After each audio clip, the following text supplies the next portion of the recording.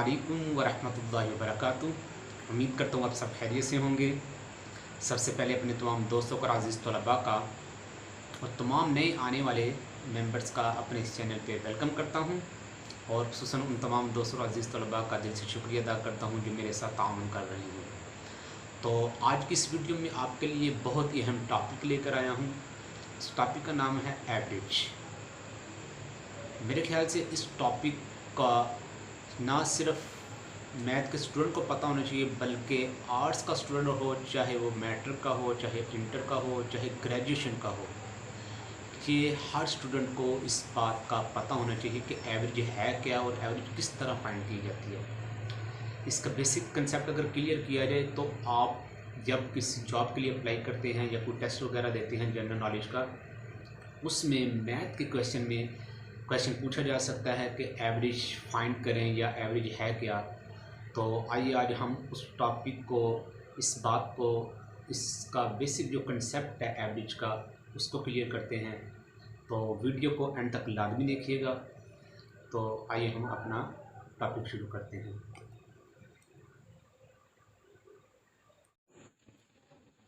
जी, तो आइए हम अब बात करते हैं सबसे पहले इसकी डेफिनेशन की। एवरेज, इसको मीन भी कहा जाता है।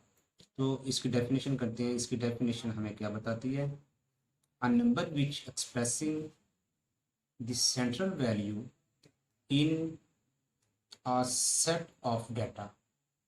इनके आपके पास अगर कोई डाटा दिया गया है, नंबर्स दिए गए हैं, उनमें जो सेंट्रल वैल्यू जो शो होगी उसको हम एवरेज का नाम देंगे। सिंपल है, इसका फार्मूला हमारे पास आ जाता है सम ऑफ ऑल नंबर्स।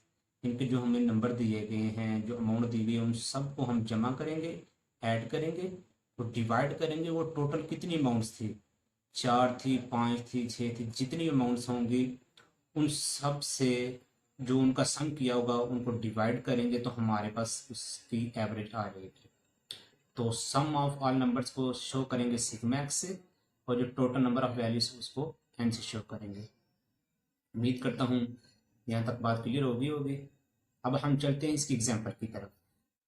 तो हमारे पास एग्जाम्पल है, हमने कोई भी नंबर लेट किए हैं 60, 65, 70 और 80 और 90।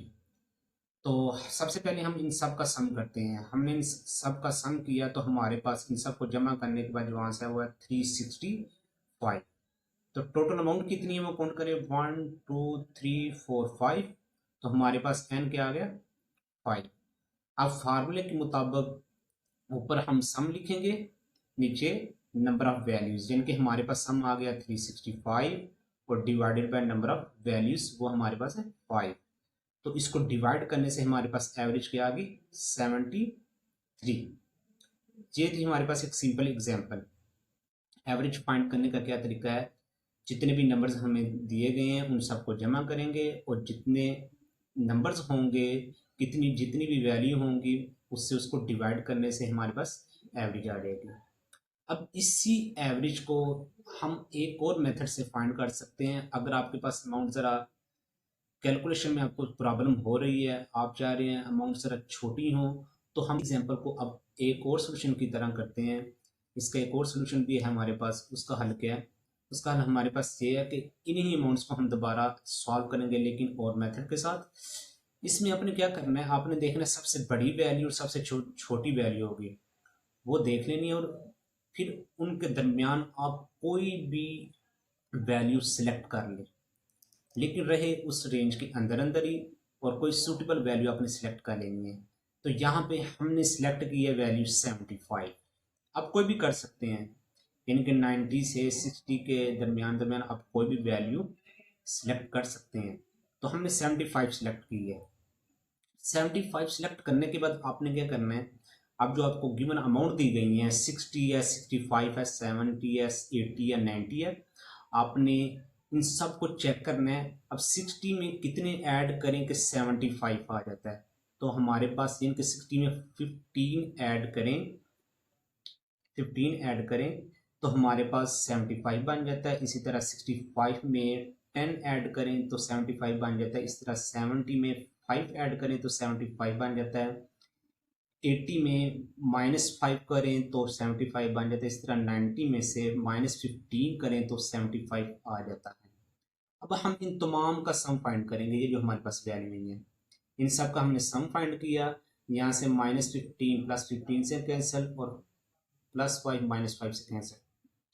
अब आपको समझ आ गई होगी कि ये करने का क्या मकसद है। ये करने का मकसद यही था कि हमारे पास कैलकुलेशन आसानी से हो गई है, इसमें ज़्यादा हमें प्लस या माइनस करने की ज़रूरत नहीं पड़ी कि कैलकुलेटर की ज़रूरत पड़े।